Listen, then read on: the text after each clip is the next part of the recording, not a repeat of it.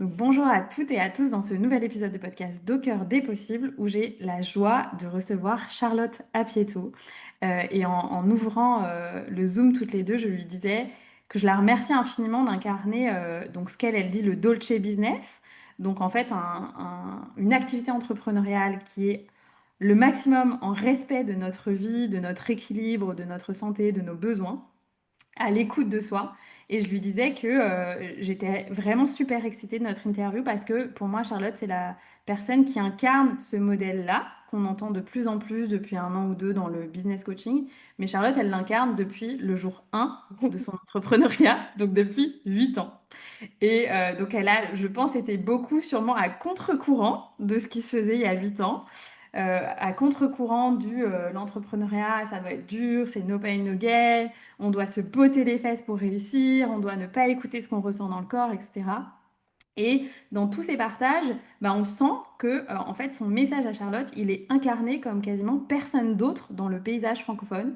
Et c'est aussi pour ça voilà, que j'ai envie de l'interviewer, qu'elle partage son parcours et qu'on comprenne comment elle a eu ce parcours visionnaire en fait dans la façon d'entreprendre qui commence aujourd'hui à devenir un peu plus commun. En tout cas, les gens cherchent de plus en plus un dolce business parce que les gens ont compris que le no pain no gain qui aboutit à un burn-out, ça ne sert à rien.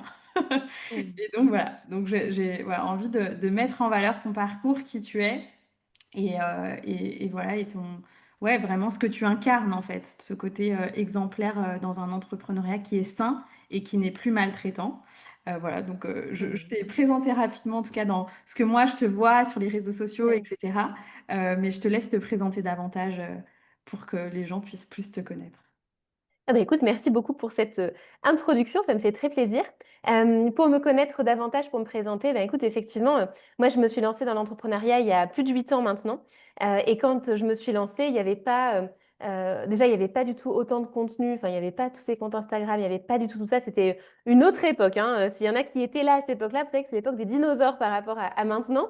Et quand j'ai commencé, ben c'est vrai que moi j'ai posé ma dème, donc j'ai quitté le salariat pour pouvoir avoir la liberté d'être entrepreneur, faire ce que j'aime et pouvoir prendre soin de moi. Donc, quand j'entendais les quelques entrepreneurs que je rencontrais, parce qu'il y en avait quand même moins autour de moi, donc je vais faire la démarche d'aller en chercher, tous me disaient, mais tu sais, quand tu te lances, attends-toi pendant 2 ans déjà à pas te payer. Et attends-toi à pas compter tes heures et à bosser jour et nuit, quoi. Donc c'est normal. Sauf que moi, c'était pas du tout OK. Quand on m'a dit ça, je me suis dit, mais j'ai pas signé pour ça, c'est pas le but. Et comme j'avais pas de contre-exemple, je me suis dit que j'allais le faire moi-même. Et je me suis dit, mais de toute façon, si c'est pour me cramer, autant ne pas être entrepreneur. Donc, je vais le faire selon mes propres règles. Et on verra bien ce qui se passe, quoi. On verra bien comment ça se passe. Et au final, ben, ça s'est très bien passé, puisque j'ai développé ben, ma première entreprise comme ça. Donc, j'ai eu pendant 6 ans une entreprise qui s'appelle Postadem, comme Poste à démission, qui était une boîte de formation en reconversion professionnelle que j'ai commencé solo, voilà, avec du coaching individuel. À l'époque, pareil, ça se faisait pas du tout autant qu'aujourd'hui. Et que j'ai développé pendant des années avec enfin, une vingtaine de programmes de formation, une équipe, etc. Et j'ai revendu cette entreprise en 2024. Et ensuite, j'ai donc créé ma deuxième entreprise, qui est mon entreprise actuelle, donc Dolce Business, que en vrai, j'ai commencé un peu en side à côté de Postadem parce que la dernière année, Postadem me prenait plus vraiment de temps. Donc, j'ai commencé ce business à côté, justement dans l'intention de partager en fait ma philosophie d'entrepreneuriat parce que je voyais via les masterminds dans lesquels j'étais, via bah, ce que les gens me disaient, qui vous sentaient chez moi, etc., que j'avais une approche d'entrepreneuriat différente et donc que les gens venaient me voir pour pouvoir développer leur business, mais le faire d'une façon beaucoup plus saine, beaucoup plus minimaliste, et donc de le faire en mode Dolce Vita, même si je n'utilisais pas au tout début le terme Dolce Vita, il est arrivé au bout de peut-être 3, 4 mois, tu vois, parce que comme je m'appelle Apieto et que je vais souvent en Italie et tout ça, et ben en fait, quand j'ai commencé à parler Dolce Vita, les gens disaient, ouais, c'est trop bien la Dolce Vita. Donc je suis restée sur la Dolce Vita. Mais voilà comment ça s'est passé, et donc c'est quelque chose que je vis depuis effectivement 8 ans, et en 8 ans, j'ai pu avoir ce que j'appelle un Dolce Business, que je sois solo ou avec une équipe, avec un petit business, avec un gros business. Donc pour moi, c'est pas lié à la situation, à l'état du business, mais juste à la façon dont on travaille, à la façon dont on aborde le business, quoi. Ouais, c'est comme si tu t'étais créé des principes écologiques très forts que tu ne, auquel que tu ne renies jamais, en fait. C'est ça. Dans quelconque circonstance, que tu aies une équipe C'est de ça. 5 personnes, que tu aies personne dans ton équipe, que tu fasses. 2 000 € de chiffre d'affaires ou 100 000 € de chiffre d'affaires, c'est pas le sujet, tu es toujours à l'écoute de cette écologie intérieure en fait. C'est exactement ça. Pour moi, ça doit pas être lié au résultat parce que, enfin, moi, je le vois dans mon réseau où j'ai un gros réseau d'entrepreneurs qui vont faire 6 chiffres, 7 chiffres, même plus. Tu as des gens qui vont faire peut-être 30 000 € de chiffre d'affaires par an et qui vont se cramer alors qu'ils font 30 000. Tu en as qui vont faire 1 million, 2 millions, 3 millions qui vont se cramer. Tu en as qui vont faire 3 millions mais qui ne vont pas se cramer. En fait, tu as de toutes les situations et donc, c'est Hmm. pas du tout corrélé au chiffre d'affaires pour moi. Yes, yes. Peut-être avant d'aller plus loin, donc moi j'utilise souvent l'outil du Human Design, pas pour étiqueter les gens, mais pour comprendre justement comment ils fonctionnent intérieurement et bien les accompagner en fonction de ça. Est-ce que toi, tu connais un peu ton Human Design et du coup peut-être on peut sentir aussi euh, ta- ton énergie et la façon dont tu fonctionnes en fait en fonction de ton Human Design? Alors, moi, je suis pas très branchée Human Design. Je dois avouer que c'est pas trop mon truc, mais je crois que je suis projecteur. Ok. Si on cherche, je crois que c'est ça. Yes. C'est vrai que c'est Et pas c'est trop mon truc pour le intéressant. coup. Non, mais c'est intéressant parce que le projecteur, c'est vraiment un être extrêmement libre, qui a besoin de peu de contraintes, d'écouter son rythme, qui sait être très efficace sur des courtes périodes de temps. En tout cas, si on prend les règles générales, tu vois. Et c'est l'impression que j'ai de toi, c'est-à-dire que tu sais être très efficace sur des périodes de temps courtes. Et puis après, le reste du temps, tu as besoin de voilà, profiter de la vie, de ce qui te passionne, etc. Hmm. Euh, donc, euh, donc c'est aussi intéressant. Et c'est des êtres qui sont un peu aussi visionnaires, tu vois. Hmm. Donc c'est très très intéressant. Qu'est-ce qui, selon toi, du coup, dans ta vie, peut-être même avant l'entrepreneuriat, parce Ouais. que je crois que tu as fait Sciences Po, puis moi aussi j'avais fait Sciences Po, et du coup, j'ai trouvé que c'était quand même une école exigeante, où parfois on pouvait avoir aussi beaucoup de travail, etc. Est-ce que tu avais déjà cette écologie-là, en fait? Est-ce que dès Hmm. enfant, tu étais déjà à cette écoute de toi? Ou est-ce qu'il y a un moment où tu t'es dit, en fait, non, des déclics importants où tu t'es dit, moi, je veux pas fonctionner comme ça? Ouais. Enfin, voilà. Qu'est-ce qui t'a amené à être en mode enfin, je ne renierai jamais mes valeurs et mon besoin écologique de prendre du temps pour moi. Bah écoute, c'est une bonne question. C'est marrant que tu m'en parles, je rigole parce que j'étais chez ma maman la semaine dernière, on en a parlé justement, où je lui disais c'est fou parce que aujourd'hui, dans l'aspect professionnel, je suis assez détente en fait, et ce qui n'était pas le cas nécessairement avant. Et Hmm. donc, on a un peu cherché, on en a un petit peu discuté. Et alors, quand je fais le parcours rapido, tu vois, mais quand j'étais petite, j'étais en avance. Donc, j'étais diagnostiquée HPI. Voilà, donc j'ai sauté une classe, ce qui a été un peu compliqué socialement, mais j'ai sauté une classe. Donc, j'avais de l'avance, j'étais hyper scolaire. J'étais première de ma classe chaque trimestre jusqu'au bac inclus, première du lycée. Ben voilà, vraiment, c'était scolaire, machin. Et donc, ma mère me disait toujours, mais tranquille, quoi, parce que moi, je me mettais une grosse pression qui ne m'était même pas demandé par ma famille. Tu vois, c'était moi qui avais la pression pour d'autres raisons scolaires et machin, mais en tout cas, il y avait cette pression-là. Et j'avais donc un rêve qui était de faire Sciences Po. Et donc, c'est marrant parce que j'avais un peu oublié ces trucs-là, on en parlait la semaine dernière. Et tout le temps où j'attendais d'avoir Sciences Po, j'étais hyper comment dire, hyper stressée en fait par mes résultats. Et donc, voilà, je travaillais et machin. Et même au point de mettre de côté, tu vois, tout le reste, c'est-à-dire l'aspect, je sais pas, alors santé, pas forcément, mais en tout cas, j'allais pas forcément aller me divertir. Ma mère m'a rappelé une année, justement l'année avant le concours de Sciences Po, où il y avait une représentation sur Titanic. Je crois que c'était une espèce d'orchestre sur Titanic à Paris, parce que j'étais à Paris à ce moment-là. Et je n'y étais pas allée parce que je devais réviser pour mon concours. Il m'avait dit, mais quand même, tu peux bien aller faire 1 heure et demie d'un concert. J'étais là, mais non, j'ai le concours en fait dans quelques mois. Donc pour te dire que ça n'a pas toujours été le cas. Il faut savoir que en fait, j'ai pas intégré Sciences Po après le bac. Je sais pas pour toi, mais moi je l'ai eu. Enfin, j'ai fait une prépa avant de intégrer Sciences Po. Et une fois que j'ai eu Sciences Po, il y a un truc qui s'est relâché. Alors je ne sais pas d'où est venue cette lubie de Sciences Po, mais en tout cas, j'avais cette lubie-là que j'ai tendance à oublier aujourd'hui parce que je j'ai plus beaucoup de relations de l'époque de Sciences Po, j'en ai plus rien à tirer de Sciences Po, c'est plus ma vie actuelle, donc j'oublie. Mais pendant une partie de ma vie, c'était le Graal. Une fois que je l'ai eu, ça s'est un petit peu relâché, tranquille, tu vois. Mais c'est déjà été un peu le changement. Et ensuite, quand je me suis lancée à mon compte, bah, c'était justement pour arrêter d'avoir la pression de quand j'étais salariée, d'arrêter d'avoir des horaires qui étaient lourds et où je sentais quand j'étais salariée que ça allait contre mon énergie, contre mon fonctionnement. Je le ressentais tellement fort dans cette vie de bureau, vraiment le métro boulot dodo, tu peux pas faire plus cliché, que c'était pas possible autrement. Après, j'ai aussi eu une histoire, ça c'est la partie un peu moins fun, mais une histoire perso. Alors même si c'est pas, on va dire, J'ai pas vu les conséquences tout de suite, mais j'ai perdu mon père la première semaine où je suis rentrée en prépa, donc j'avais 17 ans, qui, pour le faire rapidement, qui s'est suicidé, qui avait pour le coup une grosse addiction au travail. Et donc, si tu veux, moi, je l'ai pas, j'ai pas vécu comme ah là là, il se passe ça, donc je vais me calmer sur le travail, tu vois. J'ai pas du tout fait de Mmh. rapprochement. Puis tu vois, le Sciences Po, c'était que quelques années après et tout ça. Mais clairement, même si moi, je le conscientise pas, je me doute bien que après évidemment, c'est plus complexe que juste addiction au travail et tout ça, mais c'était quand même quelque chose qui le caractérisait beaucoup. Et donc, je pense qu'indirectement, ça s'est aussi mis en moi ce truc de il faut pas aller jusqu'à se cramer parce que je vois ce que ça fait, un burn-out et une dépression dont tu ne te sors pas. Et du coup, c'est pour ça aussi que je refuse d'aller jusqu'à me mettre, tu vois, limite en fait. Et quand je vois des entrepreneurs ou même des amis qui se mettent dans des situations d'épuisement en mode non, mais t'inquiète, quand vraiment ça ira pas, je relâcherai, ou qui attendent, tu vois, que le corps il envoie des signaux, Yes. comme moi j'ai vu ce que ça fait. Quelqu'un d'extraordinaire, qui va bien, ou tu penses que tout va bien, se prendre le mur et dans quel état tu peux aller quand en fait ton corps et ton mental ils disent ciao, bonsoir, nous on laisse tomber, tu te dis ouais, t'as pas envie d'aller jusqu'au bout. Donc après ça, moi j'y pense pas au quotidien en mode, c'est-à-dire je me sens pas investie d'une mission, en tout cas pas consciemment, en me disant oulala, là là, il faut que j'aide les entrepreneurs à se prémunir de ça parce que l'histoire est différente, parce que mon but c'est pas ça dans la vie. Mais je pense que ça fait partie du coup de mon personnage et de ce qui a évolué chez moi aussi ces dernières années, tu vois. Oui, c'est comme si tu avais intégré, la leçon de la vie de ton père, en fait. C'est Le ça, message je qu'il vous a pense, laissé en disant, on peut probablement. peut-être faut faire différemment, quoi.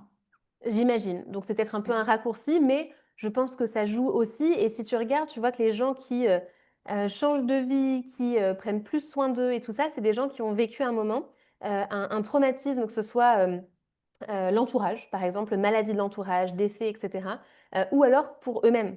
En général, c'est ça qui fait qu'il y a le déclic. Enfin, moi, j'étais dans la reconversion du coup pendant plusieurs années. Qu'est-ce qui fait que la plupart des gens finissent par dire, OK, là, je quitte un emploi qui est toxique pour moi? C'est qu'à un moment, ils se sont pris le mur, ils ont vécu une maladie, un burn-out, comme si on avait besoin d'attendre de se confronter à ça. Et je pense que de toute façon, on a besoin de s'y confronter d'une certaine façon. Je pense que tant qu'on n'a pas nous-mêmes vécu le truc, on a beau nous dire le conseil vu l'extérieur, ça va coincer. Donc on a besoin de s'y confronter un petit peu, mais à s'y confronter un petit peu et aller dans le mur, tu vois. Donc si Oui, l'approche Dolce Vita, elle peut permettre à des gens de, voilà, tu vois, de plus profiter de leur vie et de voir qu'il y a aussi d'autres choses que le travail, eh ben, c'est très bien.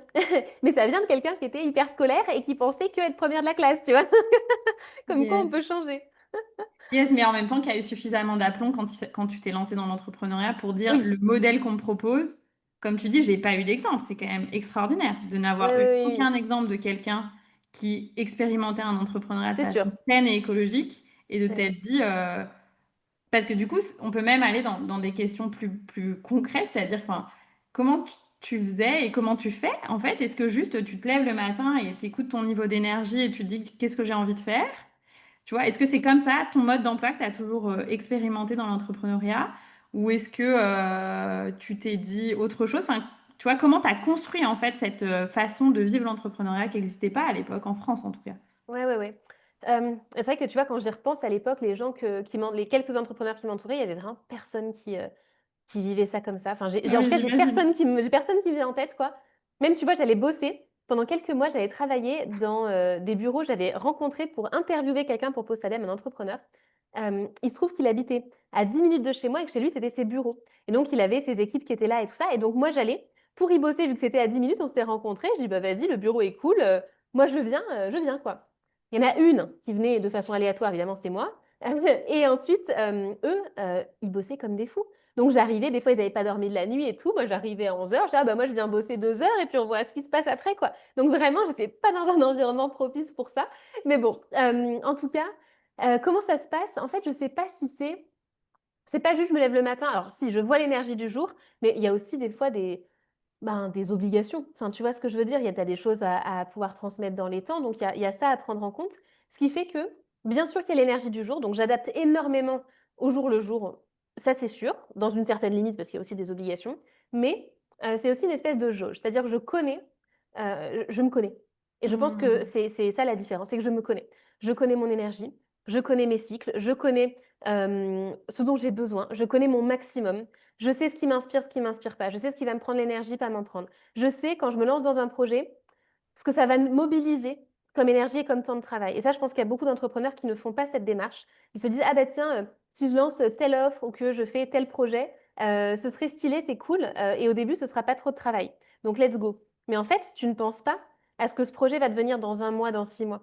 Et donc, moi, quand je lance quelque chose, naturellement, je prends en compte tout ce que ça va impliquer. Ce qui fait que je ne me lance pas dans des trucs qui vont me mettre dans la panade. Et c'est pour ça que je suis hyper sélective. Je dis non à 95% de ce que je pourrais faire. De Donc, tes d'où le idées. système minimaliste de mes idées, Yes. des sollicitations. Enfin, vraiment, tu vois, mon agenda, s'il y a 2 rendez-vous par semaine, c'est le summum. Tu vois, j'ai toi. Cette semaine, j'ai toi. Et hier, j'avais 3 rendez-vous cette semaine, parce que j'avais 2 lives hier. Tu vois, et en fait, je groupe sur les mêmes journées. Parce que pour moi, si j'ai un jour ou 2 jours max dans la semaine où j'ai une contrainte horaire, c'est le max. Donc, en fait, je connais mon fonctionnement, ce qui fait qu'à partir de là, ben, je peux adapter. Et donc, il n'y a pas de période où je me retrouve vraiment dans la sauce. Alors, ça peut arriver, tu vois, très temporairement, d'avoir 2, 3 jours où j'ai un truc à produire parce que je me suis engagée auprès de clients. Je savais que ça allait me demander un peu plus de temps. Bon, bah, je le fais parce que c'est OK, en fait, je le savais, tu vois. Et donc, ça me permet, quand, par exemple, j'ai une journée plus down, bah, en fait, c'est pas grave parce que comme mon business, il nécessite pas 50 heures semaine, qu'il en nécessite, je sais pas, mais admettons, allez, 20, ça peut être bien moins que ça, mais admettons 20, tu vois. Dans les périodes plus chargées, ça peut monter à 25. Ouh là là. 25 heures, c'est pas si énorme sur une semaine. Mm. C'est-à-dire que même si tu as d'autres choses dans ta vie, même si tu as besoin de temps pour toi, même si tu es un peu malade, n'importe quoi qui t'arrive, en fait, ça passe. Tu peux les Ça caler tes passe. 25 heures. Donc moi, je pars du principe que si j'ai plus de temps disponible pour faire d'autres trucs, bah, très bien, je pourrais le faire, mais c'est une option. Alors qu'en général, les entrepreneurs se chargent de beaucoup, beaucoup de choses. Et du coup, s'ils ont besoin de ralentir, alors là, c'est une grosse galère. Parce que comment se désengager de quelque chose, comment faire quand on avait promis que, voilà. Et donc moi, je préfère partir du plus light, quitte à rajouter des choses le jour où je me sens inspirée et que j'en ai envie, plutôt que dans l'autre sens, quoi. Yes. Et du coup, bon, il y a plein de questions qui me viennent, mais tu sais, la plupart des gens, même moi encore aujourd'hui, même si c'est quelque chose sur lequel j'ai beaucoup travaillé et je crois que je me rends plus compte parce que moi avant, donc j'étais avocate d'affaires, donc j'ai été beaucoup sur une forme de management de projet. Donc tu te rends compte, vu les heures que tu as passées sur des projets, que en effet, un projet, ça prend en général 10 fois plus de temps que auquel les gens ont pensé, que ce soit tes clients, tes boss, etc. Et je le vois encore aujourd'hui quand j'accompagne certaines personnes, certains entrepreneurs, je vois bien qu'ils sous-estiment le temps que Mm. vont leur prendre les projets. Toi, tu n'as pas du tout ça. Est-ce que ça s'est construit grâce à Postadem ou avant Postadem, cet œil aiguisé sur le chrono que prend un Ouais. projet? Parce que c'est extrêmement complexe pour la plupart des gens. Ouais, ouais. Alors, il y a quand même eu, attends, des fois, il y a eu des loupés, hein. Attention, hein, c'est pas un sans faute en mode à chaque fois, je vois précisément, hein. Je le dis quand même parce que c'est arrivé qu'il y ait des trucs, en fait, j'ai eu des souvenirs avec l'équipe ah, ça, c'est quand même un peu plus costaud que ce qu'on pensait. Donc, c'est arrivé. Mais euh, c'est pas si fréquent. Et surtout, quand ça se produit, je sais aussi comment couper, comment aller à l'essentiel, parce que souvent, ce qui fait que le truc s'étire, c'est qu'on ne voit pas le 20-80. Donc, comme moi, j'ai l'œil 20-80, pour le coup, alors là, il est très, très affûté. Euh, Ça permet même en cas de sous-estimation de réadapter aussi. Parce qu'en fait, entre faire le truc absolument parfaitement jusqu'au bout ou prendre soin de moi, je choisis toujours prendre soin de moi. Tu vois, il y a une espèce de hiérarchie de valeurs. Ce qui ne veut pas dire que je fais un truc nul, tu vois. Mais je pense qu'on peut trouver le juste milieu. Et donc, d'où ça vient? Je l'ai quand même beaucoup appris. En fait, je l'ai appris sur le terrain, ça. Je ne sais pas si je l'avais avancé, c'est dur, ça fait quand même 8 ans. En fait, je pense que c'est simplement que quand tu priorises ton équilibre, ton temps pour toi et tout ça, tu vas naturellement penser, enfin moi mon cerveau il est câblé comme ça, j'ai tel projet, comment je peux le faire de la façon la plus simple possible. C'est là, mais je l'ai effectivement appris sur le terrain d'un point de vue concret. Parce que quand tu démarres, par exemple, tu fais ta première formation en ligne, tu crées ta première formation en ligne, quand j'ai fait ça en 2018, bon, tu sais pas ce que ça va représenter comme travail.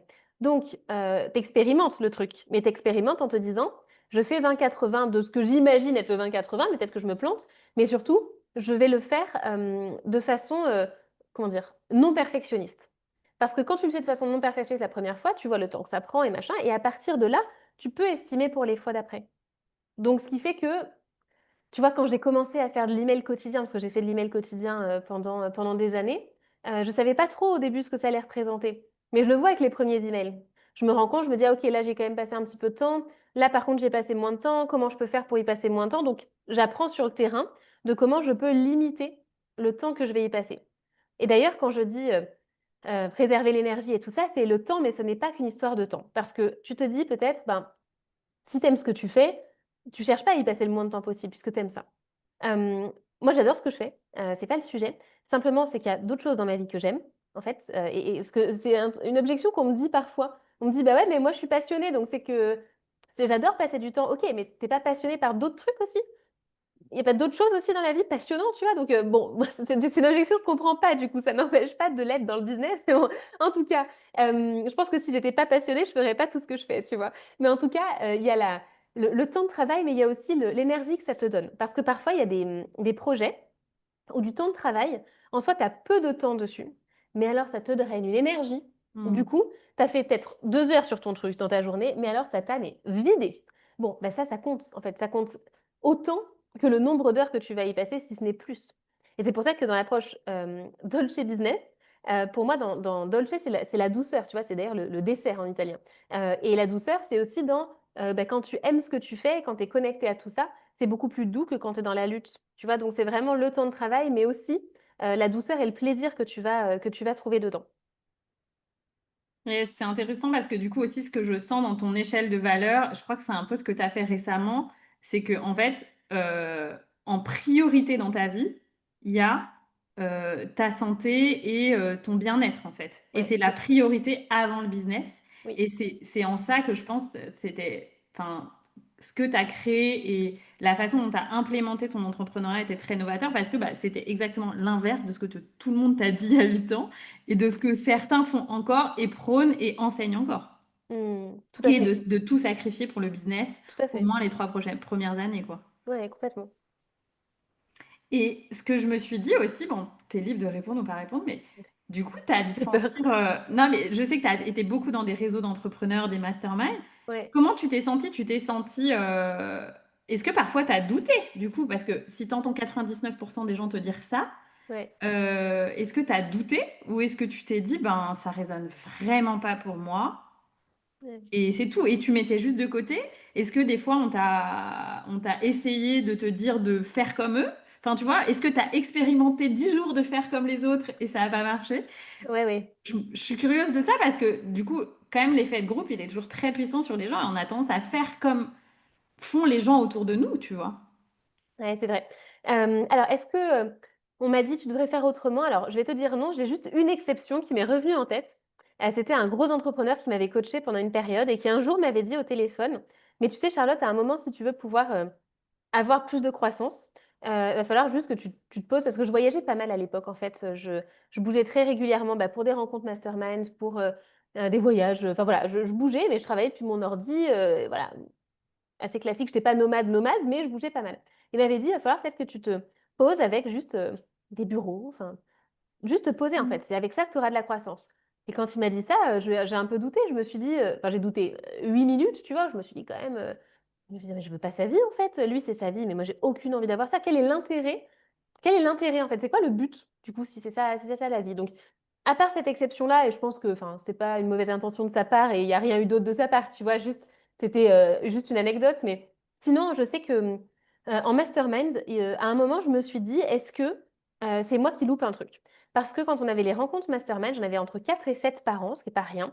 Ça dure 3 jours à peu près, et en fait, il y avait souvent les autres enfin les autres, pas tout le monde, mais une bonne partie qui se ramenait, tu vois, avec un petit peu de boulot à faire, entre les sessions et en fait, moi, quand j'arrivais en mastermind, je n'avais pas de travail de la semaine. C'est-à-dire que comme je faisais le déplacement le lundi, on avait mastermind le mardi, mercredi, jeudi et le vendredi, le déplacement.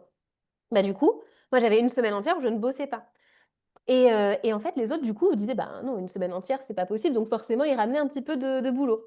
Et je m'étais dit: «Est-ce que enfin, c'est quand même bizarre, est-ce que je loupe un truc?» Je me souviens avoir eu ce genre de questionnement-là en me disant: «Mais est-ce que je fais erreur quelque part? Est-ce que je me rends pas compte qu'il y a un souci?» Donc c'était un peu étonnant, et j'avais peur du coup de dire quand, par exemple, il y avait des échecs ou quand, ouais, des échecs ou des trucs, pas parfaits, tu vois? Parce que je me disais: «Peut-être qu'ils vont me dire: "Mais si je travaillais plus, ça aurait mieux marché" ou je sais pas quoi» et en même temps, je voyais bien qu'eux aussi avaient des échecs, donc c'était pas lié à ça.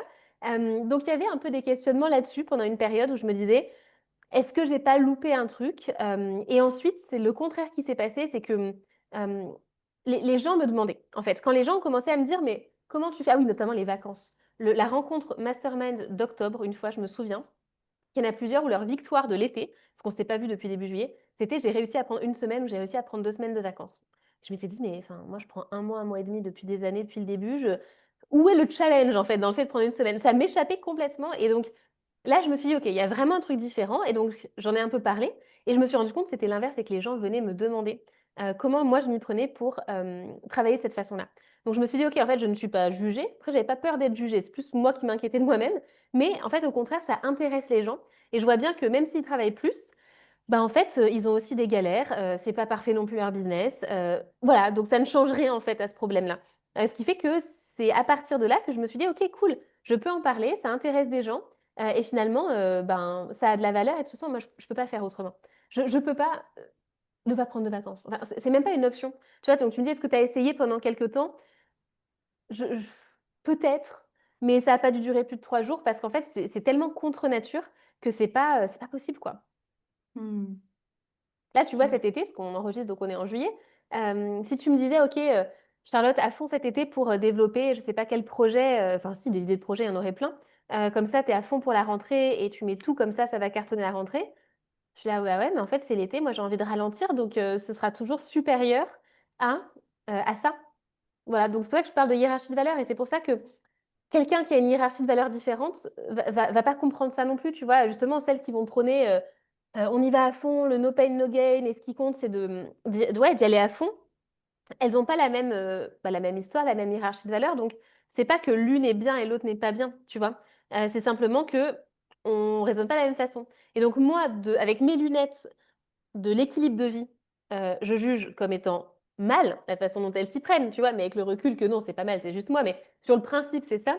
Comme elles, avec leurs lunettes, doivent voir ça comme étant mal puisque, peut-être que je me donne pas je sais pas comment on dit, tu sais, la mesure de mes ambitions, donc comment on dit la quelque chose de mes ambitions, Oui, oui, oui. je sais plus quelle est l'expression, j'aime pas retrouver mes expressions, mais je l'ai plus. En tout cas, je pense que pour quelqu'un qui a cette valeur, ambition et aussi les valeurs parce que parfois c'est, drivé soit par, la recherche d'argent, mais en général la recherche d'argent, c'est, pour cacher la recherche de reconnaissance, Oui. de validation, de preuve que: «Regardez comme je travaille». Souvent, c'est ça en fait qui est derrière en réalité, hein. Parce que souvent c'est mis sous couvert de, je veux, impacter les gens, avoir plus d'impact. Alors oui, je dis pas que l'impact n'est pas important pour toi, enfin pour toi, pas toi Anaïs, hein, mais pour ces personnes-là, bien sûr que ça compte, mais la vraie raison derrière que j'ai observé un paquet de fois, c'est et je le juge pas négativement, juste c'est de le conscientiser, c'est une recherche de, validation, de reconnaissance, tu vois? En général, c'est ça qui se joue, et c'est un truc complètement inconscient qui est ça peut être par rapport aux parents, ça peut être par rapport à plein de choses, mais en général, ça se joue là. Et en fait, quand ça, c'est ton driver et que tu ne le conscientises pas, en fait, tu es condamné à aller chercher toujours, toujours plus. Parce que tu Yes. n'auras jamais assez de reconnaissance, assez de preuves que. Et du coup, les questions que j'avais aussi par rapport à ton parcours, c'est que donc toi, tu as pas ce drive et quand tu t'es lancé ou en tout cas, souvent les gens qui vont te dire qu'ils sont pas en mesure de respecter leur équilibre au début, les premières années, c'est justement parce que, comme tu disais, soi-disant, les premières années, statistiquement, on peut pas être rentable et cetera. Alors que moi, c'est pareil, quand les gens disaient ça, j'étais là: «Ben, tu verras que le premier mois, je serai rentable» parce que c'est Mmh. préparé, c'est pas, je me suis pas levée un matin en me disant: «Je vais lancer une entreprise». Donc Mmh. je pense que c'est des choses qui peuvent être très facilement contredites aujourd'hui, mais est-ce que toi, du coup, tu avais créé un matelas financier quand tu t'es lancé? Mmh. Est-ce que, parce que souvent aussi, ce drive, tu vois, de devoir tout le temps travailler, Ouais, ça oui. peut être lié à une insécurité financière, euh, je veux dire, consciente ou non Ouais. consciente, et raisonnable ou non raisonnable, parce qu'il y a des gens, ils se sentent en insécurité même s'ils ont beaucoup d'argent, mais je pense que le fait que toi, tu t'es pas dans cette course, est-ce que c'est lié à un non-besoin de reconnaissance qu'en fait, il y a quelque chose que tu as déjà transmuté ou ou à une relation à l'argent qui est très équilibrée, gérée, conscientisée? Mmh. Alors j'ai plein de trucs qui me viennent, c'est de pas en oublier. Alors déjà juste sur le côté, reconnaissance, je l'ai eu à une période. Ça m'a pas empêché d'être en mode Dolce Vita, mais je me souviens qu'il y a une période où je me comparais, justement, pendant une période mastermind où, j'ai une période où moi j'étais déçue de mes résultats et donc je me comparais à ceux qui avaient plus et je me souviens d'une année en particulier où c'était un point de douleur de ne pas avoir plus, de faire pas plus de chiffre d'affaires. Donc je me souviens quand même qu'il y a eu ça. Donc il y a quand même de ça, mais voilà, c'était en termes de hiérarchie de valeur, c'était quand même en dessous de mon équilibre. Donc l'un n'empêche pas l'autre. C'est juste une question d'ordre. Mhm.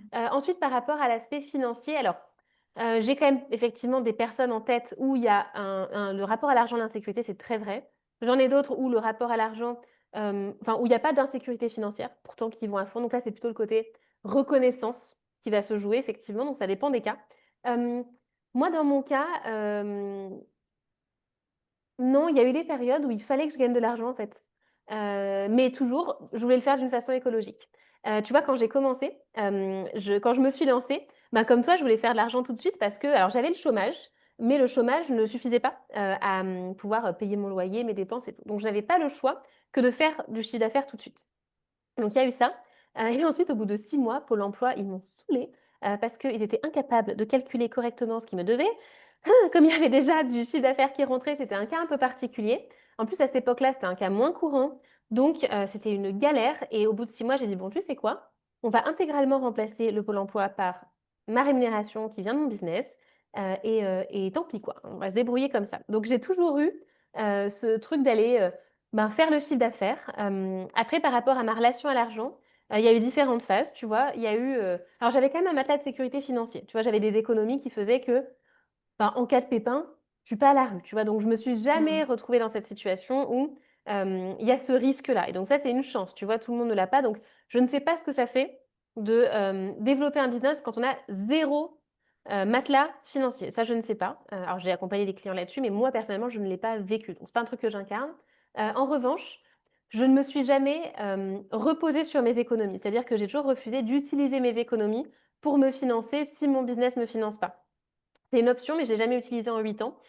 Et aujourd'hui encore, parce que du coup, quand j'ai vendu Postadem, ben, je pense qu'une option, ça aurait été de dire bah, j'utilise l'argent de la vente pour finalement me payer, prendre, tu vois, complètement stopper le business, pas si je fais moins de chiffre d'affaires parce que je relance un business, eh ben, je me payerai avec l'argent de la vente. Et en fait, je n'ai pas voulu le faire et encore aujourd'hui, je ne veux pas y toucher pour ma rémunération. Je veux que ce genre d'argent-là, ce que je vois plus comme du patrimoine que comme un revenu, ce soit utilisé pour des placements, pour des investissements, pour ce matelas de sécurité, mais pas pour me payer mon quotidien, si tu veux. Ça, c'est un truc que Mhm. j'ai du mal à supporter. Alors pour le coup, je pense qu'il y a un truc à bosser sur ma relation à l'argent là-dessus, de pas l'autoriser. Et en même temps, ça me va bien comme fonctionnement parce que c'est grâce à ça que je me suis toujours dépatouillée pour faire un business qui fait de l'argent, en fait. Même s'il démarre de zéro, quand j'ai relancé mon deuxième business, je me suis payée avec ce business-là dès le début, en fait. Donc voilà. Donc effectivement, j'ai quand même toujours eu l'enjeu de faire du chiffre. Donc c'est pas tellement lié. Je me suis pas dit, ah ben, vu que j'ai un matelas de sécurité, je peux travailler moins, mais si j'avais pas eu le matelas de sécurité, j'aurais dû travailler comme une acharnée. Ça fait partie de l'équation de base, en fait. Yes, ok, merci. Ouais. Et par rapport à, tu vois, par exemple, je sais, donc tu as vendu Postadem comme tu dis, et je crois que tu as dit une fois que tu t'étais formée aux États-Unis sur la cession Ouais. d'entreprise, parce qu'en fait, c'est vrai qu'en francophonie, il y a peu de personnes qui sont dans l'entrepreneuriat, j'ai l'impression, qui ont vendu leur propre entreprise. Est-ce Mm. qu'aujourd'hui, il y a justement des personnes qui t'inspirent aux États-Unis, ou est-ce que tu trouves aujourd'hui des personnes qui t'inspirent dans la façon d'incarner le Dolce Business ou alors sur d'autres aspects comme du marketing, etc. Bah, en fait, je suis pas grand monde, moi, je t'avoue, que je suis pas, j'ai pas de mentor, tu vois, à distance ou quoi. Donc, je regarde ce que font quelques personnes vite fait, mais j'ai pas de figure d'inspiration ou de mentor, en fait. Donc, je pourrais pas t'en donner.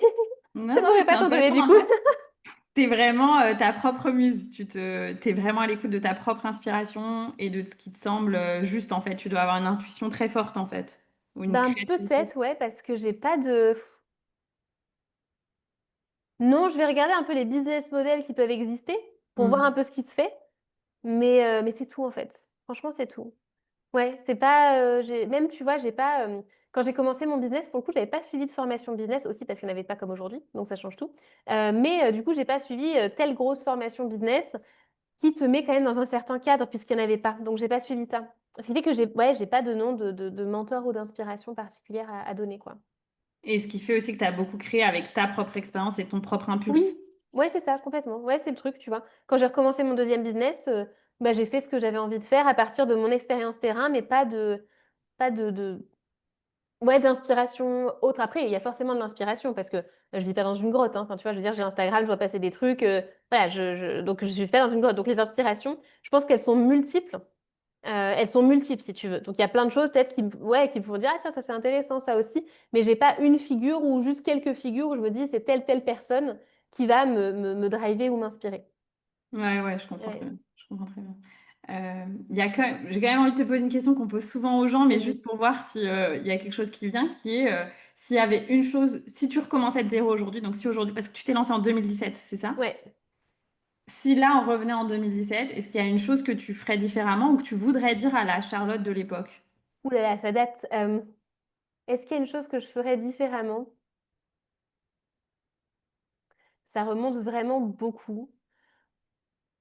Franchement, j'ai envie de te dire non, quoi. Mhm. Enfin, alors oui, d'un point de vue. Alors c'est sûr que si je coachais aujourd'hui le, la Charlotte entrepreneur de 2017, je pense, je dirais, rien ne va. Rien ne va, c'est pas compliqué. J'abuse un petit peu, mais il y aurait un sacré paquet de trucs sur lesquels je viendrais la challenger et lui faire changer les choses, tu vois. Donc oui, d'un point de vue business pragmatique, plein de choses n'allaient pas. Donc évidemment que je la coacherai sur son marketing, sur plein de trucs, ça c'est sûr et certain. Maintenant, est-ce que je ferais différemment dans le fond des choses? Franchement non, quoi. Tu vois, j'ai fait ma petite tambouille, j'ai commencé avec des missions freelance. Bah, j'ai fait de mon mieux. Ensuite, j'ai eu l'idée de Postadem. J'ai commencé Postadem. Pareil, il y a eu des petits loupés, il y a eu des trucs. Alors oui, par exemple, j'aurais mis en place une newsletter plus tôt. Bon, je pense pas que, tu vois, sur mon lit de mort, je me dire, oh là là, mon Dieu, j'aurais dû mettre en place une newsletter plus tôt dans Postadem, tu vois. Non, il n'y a pas de regret majeur ou de trucs que je changerais en particulier, quoi. Yes, yes. Et si tu devais citer qu'est-ce qui aujourd'hui dans ton quotidien te nourrit le plus, du coup, dans cet un peu exemple de Dolce Vita, à la fois peut-être dans l'entreprise et en dehors de l'entreprise, qu'est-ce que tu sens aujourd'hui qui est le plus nourrissant pour toi? Alors, dans l'entreprise, c'est ma liberté de créer parce que Mhm. sur Postadem, tu vois, j'étais enfin, j'avais une cible spécifique, j'étais sur la reconversion. Enfin, j'allais pas me dire, tiens, je crée un programme sur un truc qui a rien à voir, parce que c'était le sujet en fait. C'était moins du personal branding, voire pas du tout sur la fin. Donc, j'étais un petit peu plus contrainte dans les thématiques et donc dans la création. Après, c'est aussi moi qui me mettais cette contrainte, hein. J'aurais pu éviter de casser la contrainte. Mais bon, c'était comme ça. Aujourd'hui, je peux amener aussi les sujets que je veux, je peux créer ce que je veux. J'ai une équipe beaucoup plus réduite. Tout est encore plus minimaliste, ce qui fait que je me dis, waouh, si j'ai envie de créer un truc, je peux le faire. Tu vois, et ça, je trouve ça trop cool. Donc, ce qui me nourrit le plus, ce qui m'inspire le plus, c'est cette liberté-là, vraiment que j'adore. Ça m'inspire aussi, tu vois, de faire mon contenu. C'est vraiment un truc que j'aime, de pouvoir faire mes petits posts, faire mes stories, mes télégrammes. Là, je veux lancer YouTube. Enfin, tu vois, vraiment, ça me plaît de faire mon contenu. Alors que sur Postadem, sur la fin, ben, j'avais fait le tour, tu vois, j'avais fait le bouquin, le podcast. Enfin, je faisais plus mon propre contenu parce que j'avais fait le tour. Là, ça m'éclate. Donc tout ça, ça va me plaire.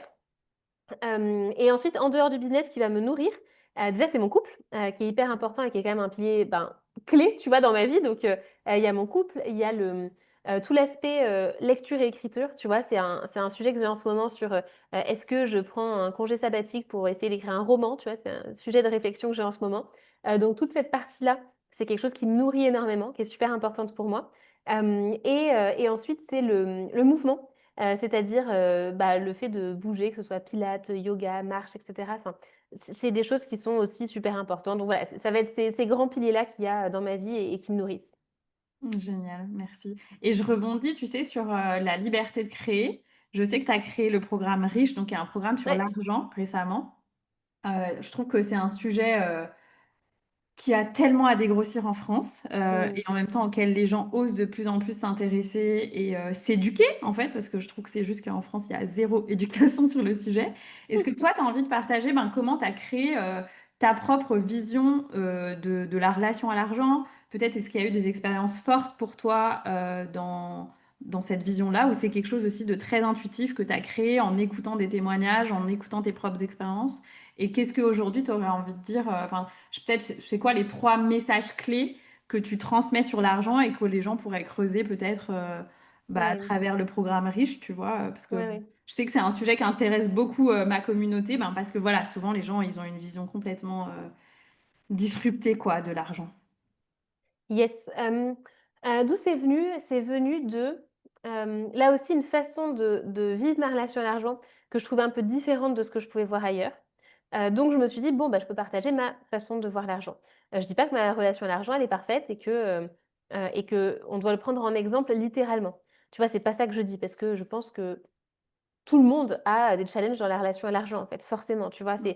C'est pas neutre, en fait. C'est beh, comme n'importe quelle relation de façon générale, ça peut pas être neutre, tu vois? Donc, simplement, j'ai une relation à l'argent, je trouve, que c'est intéressant, que ça peut intéresser du monde parce que, hem, je vais à l'encontre de ben, tu vas ben, toujours à l'encontre du sacrifice, en fait, de sacrifier maintenant le plaisir de maintenant pour plus tard. C'est un truc que j'ai jamais réussi à faire, tu vois? De te dire: «Bah non, maintenant on va pas trop au resto, on se paye pas trop des belles vacances et machin parce que, bah, il vaut mieux mettre ça de côté pour, pouvoir, prévoir l'avenir ou alors pour le placer, investir dans l'immobilier, machin» et tu vois? Ce côté très, sécuritaire, très rationnel de l'argent. Donc moi, quand je vois ça, alors maintenant du coup j'ai changé de relation à ça, mais avant quand je voyais ça, j'étais: «Ah mince, mais moi je m'y prends pas bien», tu vois? Notamment, ah bah, il faut épargner, une certaine partie de son revenu personnel et machin, enfin plein de choses où je me disais: «Purée, mais moi, je n'y arrive pas, ça ne me parle pas». Du coup, je me dis que je loupe un truc et que ça va me retomber dessus un moment. Jusqu'à un moment où je me suis dit: «Mais attends, ça fait quand même», bah, du coup, j'ai lancé le programme cette année. Ça fait 8 ans que je suis à mon compte. Je vais avoir 33 ans, bah, là, la semaine prochaine.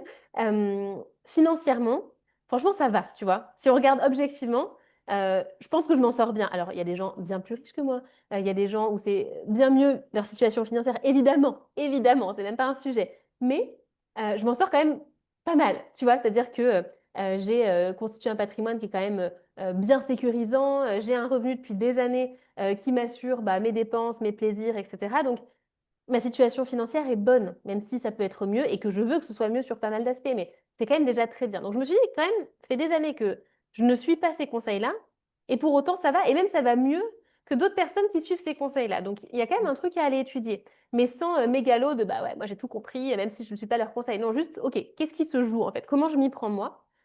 Et donc j'ai réfléchi et j'ai, décortiqué ma relation à l'argent. Il y a des choses que j'ai bossé sur ma relation à l'argent, donc ça vient, l'inspiration, c'est des choses que j'ai entendues et vues, tu vois? Soit inspiration de: «Tiens, ça c'est bien, je prends», soit «Ça c'est pas bien, je vais à l'encontre». Ensuite, c'est comment moi j'ai vécu ma relation à l'argent et ma gestion financière et tout ça ces dernières années. Et aussi, bah, ouais, qu'est-ce que j'ai expérimenté? Qu'est-ce qui a marché, pas marché pour moi? Il y a des trucs qui n'ont pas marché. Tu vois, j'ai fait un investissement, qui était une erreur, qui m'a coûté de l'argent, donc il y a des trucs que j'ai loupés et je comprends pourquoi je les ai loupés.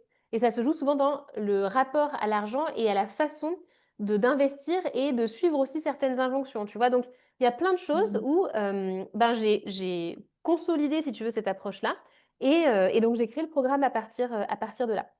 Parce que j'ai une approche, je pense, de l'argent qui est aussi Dolce Vita. Qui est ce juste équilibre entre, ben, oui, on sécurise l'avenir, mais en fait, on vit aujourd'hui et on ne sait pas si on sera là dans 5 ans. À part dans toujours le moment fun, tu vois? Mais en fait, tu sais rien et moi, je vois des gens où, de mon point de vue, toujours avec mes lunettes qui ne sont que mon prisme, hein, pas la réalité, où je me dis: «Mais OK, peut-être que cette personne-là, gère mieux son argent, est plus rationnelle, a plus d'investissement, mais en attendant, tu me demandes de troquer notre vie, j'en ai aucune envie». Ouais. Notamment, toute la mouvance, revenu passif, grâce aux investissements, pardon, mais leur business et leurs investissements n'ont rien de passif. Ce sont des gens qui bossent énormément. Donc et ça m'énerve un peu ce truc de vendre le revenu passif, de ouais, tu investis, derrière ça te rapporte de l'argent, mais attends, moi j'en connais plein, hein, qui ont ce genre d'investissement, c'est passif de rien du tout. Mais c'est comme ceux qui vont dire dans le business en ligne: «Oui, fais une formation en ligne plutôt que du coaching, comme ça tu auras un revenu passif». Mais c'est passif de rien du tout en fait ta formation en ligne. On ne se comprend pas sur la Mmh. définition de passif. Pourtant, j'ai eu un business dans lequel j'étais, quasiment plus, tu vois? Et je l'ai revendu donc je vois ce que c'est quand même, que ce que c'est vraiment passif, ce qu'on entend exactement par là, mais c'est un peu bullshit pour moi ces histoires-là et donc tout ça pour dire que j'ai consolidé ma vision de l'enrichissement et de l'argent à partir de là, qui bougera peut-être à l'avenir. Mais le principe de ce programme, c'est pas: «Voilà comment faire», c'est plutôt: «Voilà un nouveau regard sur l'argent». Voilà comment vous faire évoluer votre relation à l'argent avec des pratiques que j'ai pu faire pour moi ou que j'ai créées justement pour ce programme-là, pour que, les personnes qui suivent ça aient un rapport beaucoup plus léger, en fait, à l'argent. Parce que je trouve que c'est un truc super lourd à chaque fois. Comment ça peut être plus léger et comment tu peux t'enrichir d'une façon qui est plus connectée à ton essence profonde, à ce qui vibre pour toi? Parce que dans l'argent, c'est à nouveau des injonctions de voilà comment il faut le placer, voilà comment il faut investir, voilà comment il faut gérer. Alors qu'en fait, moi, à chaque fois que j'essaye de suivre ces injonctions, soit je n'y vais pas parce que ça m'angoisse, soit je le fais et c'est là que j'ai eu de grosses déconvenues, les fois où j'ai suivi ça. Donc comment tu peux tout comme mon approche de business, c'est fais ton business d'une façon qui va t'inspirer et être aligné à ton essence profonde, et ben c'est la même chose dans la relation à l'argent. Donc c'est ça en fait que je transmets dans le programme. Et les trois messages, alors il y en aurait plein, tu vois, mais dans les messages clés, je pense que bah, le premier c'est celui-là, c'est qu'il y a plein de façons de s'enrichir. Ce qui va compter, c'est la bonne façon pour toi, celle qui est naturelle, fluide et inspirante pour toi. Sinon, tu ne vas pas te tenir aux stratégies d'investissement, tu ne vas pas te tenir aux stratégies de gestion si tu ne, si c'est pas aligné à toi. Parce qu'on en parle beaucoup dans le business de l'alignement, on n'en parle pas dans le fait de gérer son argent. Donc ça marche aussi à cet endroit-là. Donc ça, c'est la première chose. La deuxième chose que je pourrais dire, c'est de se faire passer en premier. C'est-à-dire que, par exemple, dans ton business, si tu vas dépenser pour les prestataires, les outils, les machins, les trucs, et qu'à la fin, c'est espérons qu'il reste de quoi me payer et espérons qu'il reste de quoi faire un bénéfice à la fin de l'année, ça ne va pas. La base, c'est de te payer toi et de mettre de côté. Tu peux te faire un virement automatique chaque mois. Ça, je l'ai mis en place qu'il y a 2 ans. Et c'est une excellente pratique, tu vois, qui vient du livre Profit First, où tu mets chaque mois le profit minimum que tu veux faire sur un autre compte. Tu vois, et ça fait partie de ton business model, en fait. Ça fait partie de ton business plan. Donc, ça, c'est la deuxième chose, c'est de prioriser ça. Et la troisième chose, c'est de... il y en aurait plein. Euh, c'est de... Ouais, je peux donner celui-là, c'est de partir d'un objectif de chiffre d'affaires qui ne soit pas un objectif stylé parce que Mich Mich, il fait 200 000, tu dis, ah, il faut que je fasse 300 000, du coup, on s'en fout complètement de Mich Mich. C'est plutôt, toi, en fonction de ton mode de vie réaliste, pas le mode de vie de, ouais, mais je vais me restreindre cette année. Non, ton mode de vie réaliste, de tes projets, de tes envies, de tout ça. Si tu prends en compte ben, tes charges sociales, le bénéfice que tu fais à la fin de l'année, bref, toute ta réalité financière, qu'est-ce qu'il faut que tu fasses? Et ton temps de travail aussi. Parce que moi, j'inclus dans mon prévisionnel et dans tout ce que je prévois d'avoir à peu près 2 mois dans l'année où je sais que je ne vais pas faire le business, donc c'est à peu près calé sur 10 mois, de caler tout ça pour définir ton objectif à partir de là. Voilà, pour moi, c'est la base. Les gens font souvent dans l'autre sens, qui est je Ouais, bosse comme une acharnée. Donc, en fait, si je prends 15 jours de vacances, ben, je m'en sors plus financièrement. Ben non, en fait, il faut partir dans l'autre sens. Donc, tu bases tes prix, tes offres, ton business model, tout ton business sur le temps de travail réel que tu vas faire et sur tes besoins financiers réels. Et à partir de là, hop, ça va s'imbriquer. Alors, je dis pas que c'est facile, mais en tout cas, tu vas prendre des décisions qui vont te optimiser tes chances d'avoir ce genre de résultat-là, tu vois. oui, et puis d'avoir la vie qui va avec. Je crois que ce qui est intéressant, tu vois, en t'écoutant, ce que je me suis dit, c'est la plupart des gens, avant d'être entrepreneurs, ils ont été salariés ou Mm. voilà, consultants. Et on avait tous beaucoup de vacances, tu vois, dans ces Oui, choses-là. Et donc, c'est il y a un vrai. peu ce truc de, OK, tu deviens entrepreneur, puis les vacances n'existent plus. Bah ouais, pourquoi? Alors qu'en effet, en fait, en accompagnant les gens, il suffit de leur dire, bah vas-y, on fait un prévisionnel sur l'année et on met 12 semaines de vacances, 10 semaines de vacances, enfin ce que tu veux, en fait, pour Ouais, être équilibré. ouais, complètement. Complètement. Je suis d'accord. Et toi, est-ce que tu fais ça? Je sais qu'il y a beaucoup de gens qui disent, moi, je cale d'abord mes vacances dans mon agenda Ouais. et après je vois. Est-ce que ça fait aussi partie des pratiques que tu as, de tu cales les vacances en début d'année ou tous les 6 mois? Comment tu t'organises par rapport à ça? Ouais, c'est ça, c'est que je sais à peu près les périodes où j'aime être en vacances, tu vois. Je connais ça parce qu'en fait, j'aime déjà ralentir l'été, donc ça, c'est sûr. Je vais encore ancrer, tu vois, vacances d'été scolaires, quoi. Moi, je suis encore en vacances scolaires. Et sinon, moi, je sais que j'aime la période de l'automne et la période du printemps pour voyager. J'aime particulièrement mai, juin et septembre-octobre. Ce qui fait que je fais en sorte aussi de caler en fonction de ça, pas forcément des vacances, mais en fonction des voyages, tu vois, Hmm. où je veux aller. C'est-à-dire que là, par exemple, je sais qu'en octobre, je vais aller en Angleterre. Donc, je vais caler. Alors, si je fais mon congé sabbatique pour mon roman, ce sera autre chose. Mais en tout cas, si c'est pas un congé sabbatique ou un semi-congé, je sais que c'est une période où bah, je vais pas caler des engagements clients trop importants. Je vais pas, tu vois, donc j'adapte en fonction de ça, effectivement. Beaucoup en fonction des saisons, moi. En fait, parce que j'adore profiter des saisons. Tu vois, je trouve ça hyper frustrant. Si c'est l'automne et que c'est magnifique dehors et que tu dis waouh, la campagne anglaise, ce serait génial. Ou alors tu es au mois de mai, tu dis waouh, mais l'Italie, ce serait génial. Ben, tu peux pas y aller. Enfin, je me dis, une fois de plus, tu ne sais pas combien tu auras de printemps ou d'automne dans ta vie. C'est l'automne. Dans 2 mois, ce sera plus l'automne. Purée, parce que tu es devant ton ordi, parce que tu t'es calé des rendez-vous et des machins, tu peux pas y aller. Enfin, je sais pas. Moi, ça me correspond pas parce que j'ai vraiment cette notion on est là pour vivre, en fait. On est là pour vivre. On n'est pas là pour être sur. Alors, j'aime être sur écran. Je fais plein de trucs sur écran. Tu vois, c'est pas le problème de l'écran. Mais on n'est pas là pour enchaîner des trucs parce qu'on pense qu'on n'a pas le choix. Et je tombe pas dans le discours extrême de bon, ben, carpe diem, du coup, on construit rien. On fait rien un peu de sérieux, de professionnel. Et non, parce que tu vois, enfin, j'ai un business depuis 8 ans, je gagne de l'argent, donc l'un n'empêche pas l'autre. Et bien sûr, il y a des jours où je me dis, waouh, mais c'est génial, j'irais bien me promener. Bon, ce jour-là, il se trouve que j'ai des trucs à faire. Bon, c'est la vie, tu vois, mais c'est une question de répartition. Quand tu es en permanence frustré de ne pas profiter de la vie, voire que tu n'imagines même plus que tu pourrais aller te promener dans la campagne anglaise en octobre, c'est qu'il y a quand même un problème, quoi, pour moi. Yes. Donc voilà, c'est ma vision là-dessus. Et sur ça, aussi en t'écoutant et je crois en suivant une fois un de tes posts, ma question c'est, en fait, souvent quand on commence dans l'accompagnement en tant que coach, ben, souvent on commence par créer son expertise en accompagnant des gens à la séance ou sur des offres. Ouais. Et du coup, c'est à ce moment-là qu'on commence à expérimenter le goulot d'étranglement de Mm. mon Dieu, j'ai 10 clients, ça me fait 10 rendez-vous, puis tu dois aussi faire ta com, ton admin et tout ça.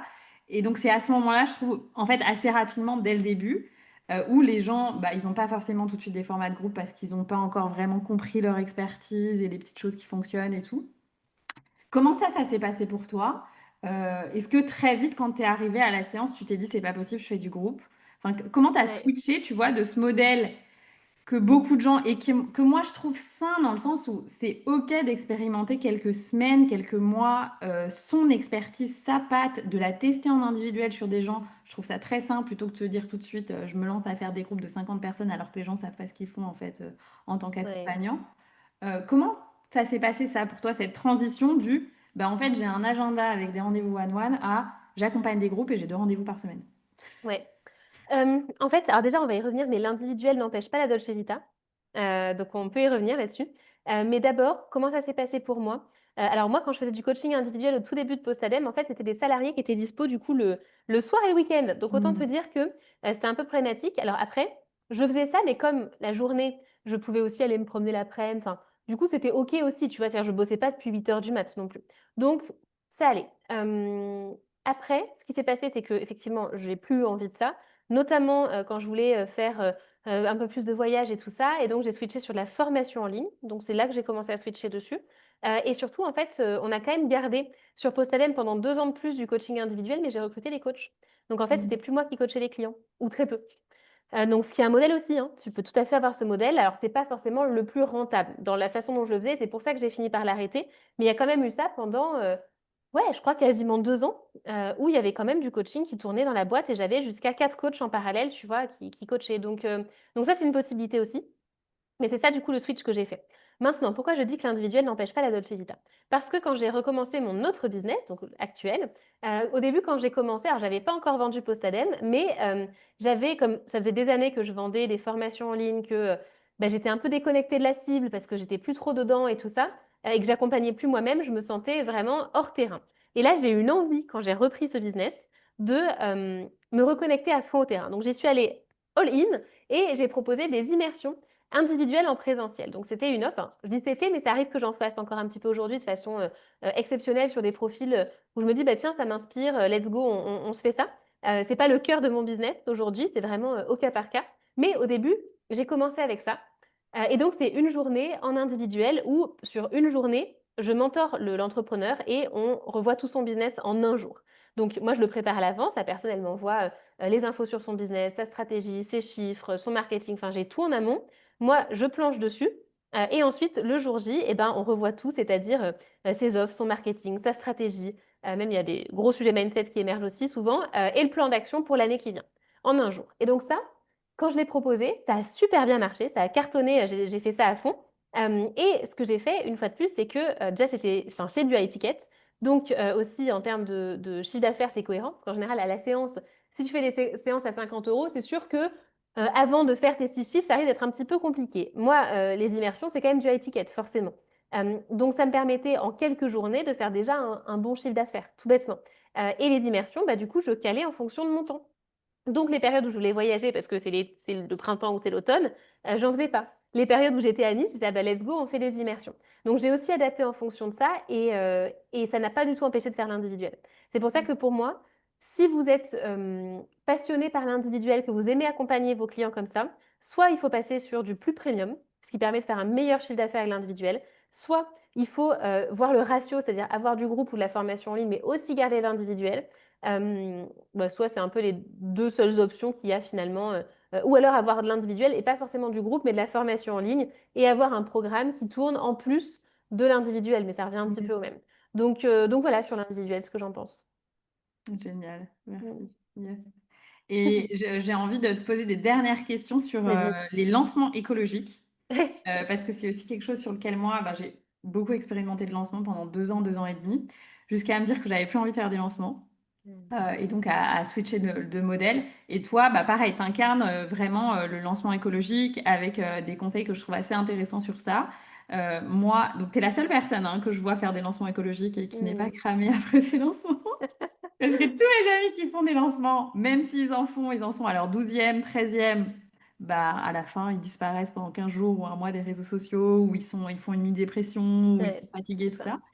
ça. Euh, donc pareil, est-ce que tu veux nous partager, est-ce que tu t'es inspiré d'autres gens ou est-ce que juste pareil, en fait, c'est avec l'expérience, la pratique, tu as créé des lancements qui te permettent de maintenir ta Dolce Vita pendant les lancements et Mm. comment ça peut être une inspiration pour les gens de se dire, bah ok, peut-être beaucoup d'entrepreneurs qui nous écoutent en ont marre d'être en lancement, mais en fait, il y a une voie du milieu, pas arrêter C'est les ça. lancements, pas être en lancement 3D, mais les lancements Dolce Vita. Donc à quoi ça ressemble un lancement Dolce Vita et qu'est-ce que toi tu dis à ces profils-là d'entrepreneurs plus avancés Mm. qui se questionnent sur ce modèle où ils n'ont pas encore trouvé leur façon de faire des lancements qui est saine pour eux?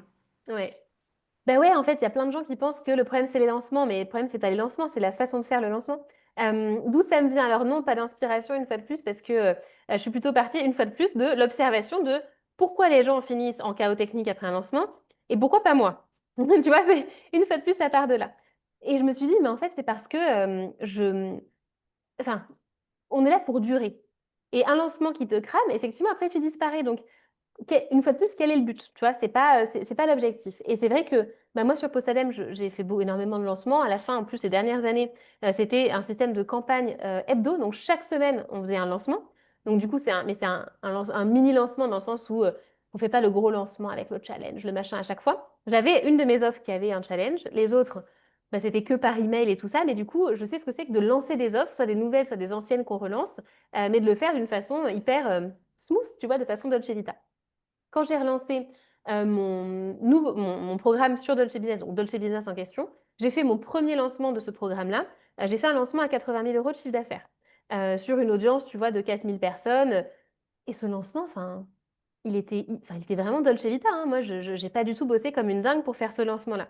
Donc, je me suis dit, OK, il y a un truc à raconter là-dessus. Il y a visiblement des gens. Enfin, la question de moi, je me crame, comment tu fais, elle est revenue. Bah, c'est parti, faisons quelque chose là-dessus.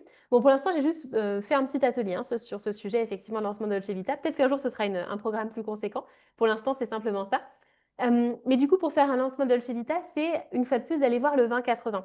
En fait, parce que en vrai, que tu rajoutes des lives, des challenges, des machins et des trucs, dans certains cas, c'est pertinent. Dans beaucoup de cas, ça ne l'est pas. Donc, il y a beaucoup de fois où, en fait, toute l'artillerie lourde, elle ne sert à strictement rien. Au mieux, elle te ramène 10 ou 20% de chiffre d'affaires en plus. C'est quoi 10 ou 20% de chiffre d'affaires quand, du coup, tu termines out après, enfin, du coup, tu perds. Puisque, bon, comme tu dis, hein, pendant 15 jours, un mois, tu postes plus, tu n'es plus là, tu perds de l'argent en faisant ça. Donc ça, c'est pas pertinent. Et même si tu décides de faire un challenge, il y a des façons 20-80. Par exemple, je pense à une entrepreneur qui, à chaque challenge, réinvente le challenge. Donc, c'est des nouveaux sujets et tout ça.